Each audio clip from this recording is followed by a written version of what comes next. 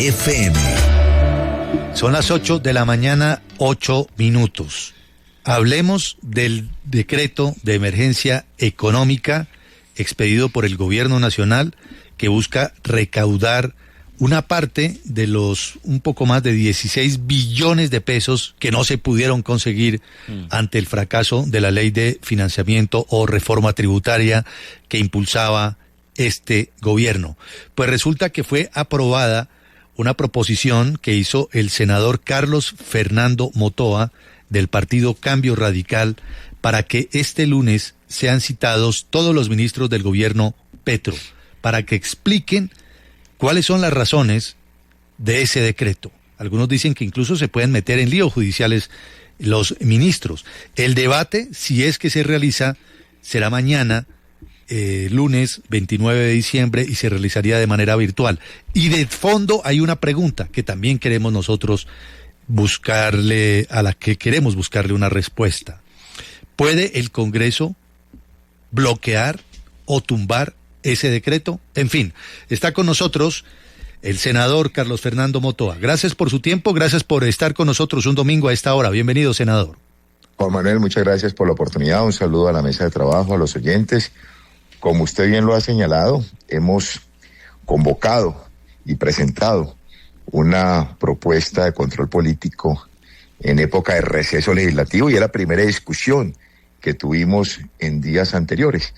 Si el Congreso podría o no convocarse a un debate de esta magnitud en receso, no estando sesionando.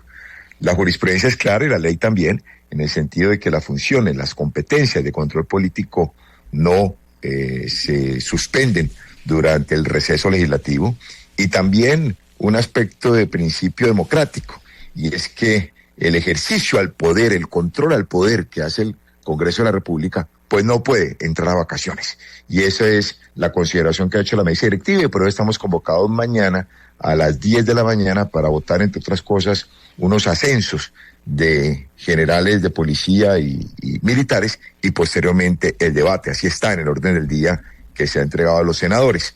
Hay que también resaltar, Juan Manuel, que el Senado, particularmente el Senado, ha defendido las instituciones y se ha convertido en el verdadero contrapeso del gobierno nacional, en un ejercicio también de democracia, y es llamar la atención de lo que no está funcionando bien en el gobierno nacional. Y lo menciono porque ha sido el Senado el que ha tratado de revertir el daño con la consulta popular, con la reforma a la salud, con los temas de la propia reforma pensional, la independencia de la Corte Constitucional, y hoy este debate de control político. La sesión, como usted menciona, es mixta, no es virtual únicamente. Esperamos que la mayoría de senadores estén en el recinto. Yo voy a estar dando ese debate en la presencialidad, y vamos a demostrar con argumentos que las 8 razones que el gobierno esboza para presentar el decreto de emergencia económica no son ciertas, no fueron hechos imprevisibles, y por el contrario,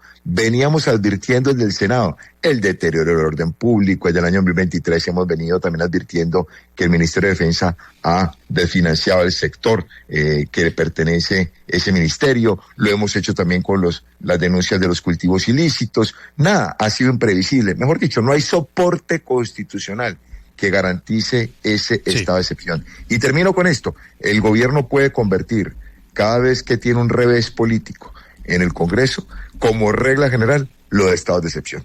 Ocurrió con la emergencia de La Guajira y ocurrió con el Catatumbo. Claro. Ahora, senador Motoa, después de escucharlo detenidamente, surge la inquietud. Suponiendo que los ministros deciden acudir al debate o a esta convocatoria que se ha hecho parcialmente virtual y presencial, ¿qué puede salir del debate? Eventualmente el Congreso de la República, y sáquenos de la ignorancia, por favor, senador Motoa, ¿podría contener, bloquear o derogar ese decreto de emergencia económica? Es que la condición del decreto de emergencia económica genera unos efectos legales, y es que el gobierno suspende, en ese caso, en esa área específica, las actuaciones del Congreso y comienza a expedir decretos legislativos, decretos con fuerza de ley, como para que puedan entender los los colombianos.